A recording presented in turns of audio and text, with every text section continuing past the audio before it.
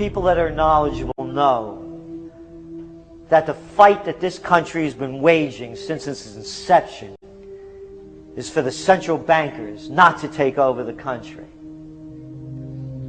And that's why people like Andrew Jackson were elected. And that's why people revere people like Thomas Jefferson and others. The takeover has happened, and it's a corporate takeover. Agents of the Bank of England attempted to assassinate President Andrew Jackson on multiple occasions because of his resistance against a private central bank being set up in the United States. And it was something that Abraham Lincoln warned. And this is, by the way, why I believe he was assassinated. This is the Lincoln quote. "The money powers prey upon the nation in times of peace and conspire against it in times of adversity. It is more despotic than monarchy, more insolent than autocracy, more selfish than bureaucracy. I see in the near future a crisis approaching that unnerves me and causes me to tremble for the safety of my country. Corporations have been enthroned. An era of corruption will follow, and the money power of the country will endeavor to prolong its reign by working upon the prejudices of the people until the wealth is aggregated in a few hands and the republic is destroyed." Wall Street has killed Main Street. So I know how unpopular it is to be seen as helping banks right now, especially when everyone is suffering in part from their bad decisions. I promise you, I get it. Up until about the Kennedy assassination and the beginning of the war in Vietnam, the United States is a very powerful engine for world progress. It's the assassinations, the Kennedy assassination, and the others in the 1960s, the beginning of the Vietnam War, and the beginning of the absolute domination of the Wall Street group over every other interest. Nobody else counts except the Wall Street money masters.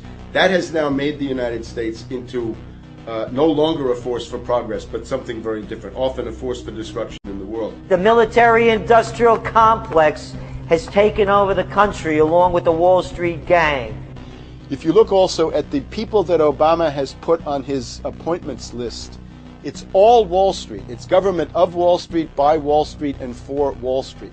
There's nobody from heavy industry. There's nobody from the auto sector, nobody from Silicon Valley, nobody from big oil, nobody from defense, no labor, no women, no retirees, no small business, nothing. It's pure Wall Street. The only people who have a voice in Obama's councils are Wall Street finance oligarchs. That's all there is. Nobody else counts for anything under Obama. It's the most extreme Wall Street administration we've ever had. Before his death, President Woodrow Wilson apologized to the public, regretting that he had been deceived by a group of international bankers, and the country's financial system had fallen into their iron grip via the Federal Reserve Act of 1913. Whether sought or unsought by the military-industrial complex, the potential for the disastrous rise of misplaced power exists and will persist. Dwight D. Eisenhower, he warned the people that the military-industrial complex was taking over the country. Only 3 years after leaving office, President Eisenhower's prophetic warning concerning the threat posed to our system of government by the military-industrial complex came to pass. President John F. Kennedy had enraged the entire elite network. Now, Kennedy was brought in as somebody who was expected to be a puppet. It was thought that his pro-Nazi father, Joseph P. Kennedy, the bootlegger, the speculator, would guarantee that Kennedy would be obedient to the establishment. They thought that Kennedy was a sex maniac who could be manipulated through all of this, but it turned out that through his personal suffering, Kennedy had discovered a personal sense of himself which went beyond just being a puppet, and he began to think about things like economic recovery, world peace, having a space program, making deals with the Soviets, cutting the Federal Reserve down to size, and a whole series of other things. Executive Order number 11110, signed by President Kennedy, began the process of abolishing the private Federal Reserve. Kennedy was also pushing for real civil rights reform and had begun the process of pulling the troops out of Vietnam. The last time you had an actual president was Kennedy. The oligarchs took swift and decisive action. when John Kennedy attempted to take the government back from the robber barons. He was brutally murdered. The message to future U.S. presidents and leaders across the world was clear: do as you're told or die. John Fitzgerald Kennedy was the last true president of the United States. And until the globalists are removed from power, we will never have another real one. The other thing about the American presidency you've got to remember is that this is a puppet post. It's automatically going to be a puppet post.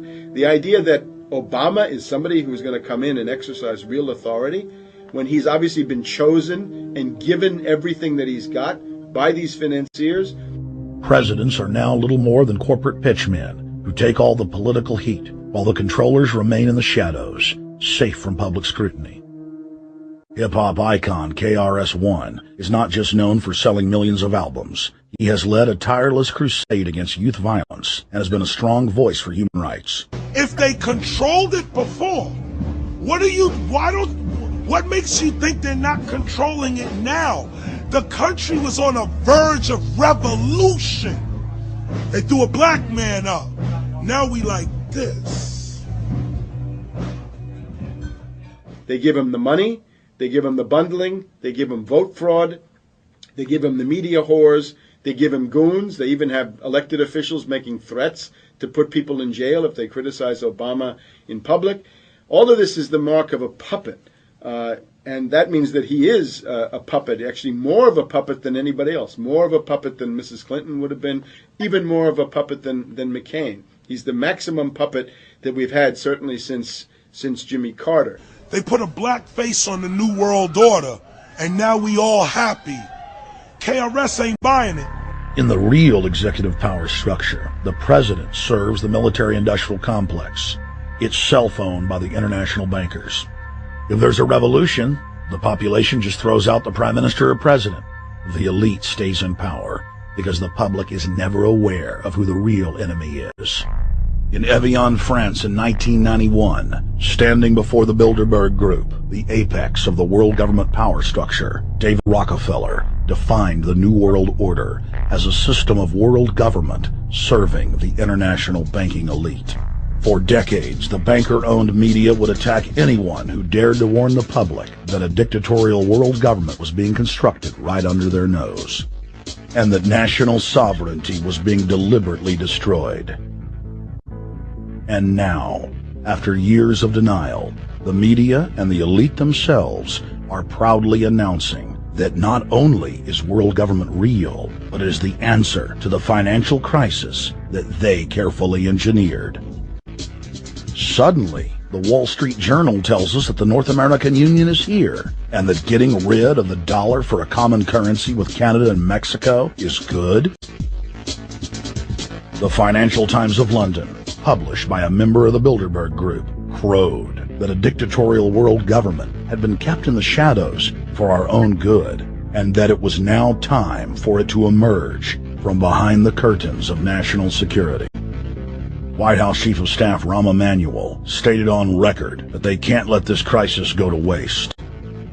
You never want a serious crisis to go to waste. And what I mean by that, it's an opportunity to do things that you think you could not do before. And Henry Kissinger, who gave Barack Obama his first job out of college, told national television that the economic collapse was a great opportunity to bring in the New World Order. He went on to say that Barack Obama was the perfect person to sell it to the world. But he can give a new impetus to American foreign policy, partly because the reception of him is so extraordinary around the world. I think his task will be to develop an overall strategy for America in this period when really a new world order can be created. It's a great opportunity. It isn't just a crisis. In June of 2006, our team traveled to Ottawa, Canada, to gather intelligence on the shadow government's agenda for the coming years. I think that's the Queen.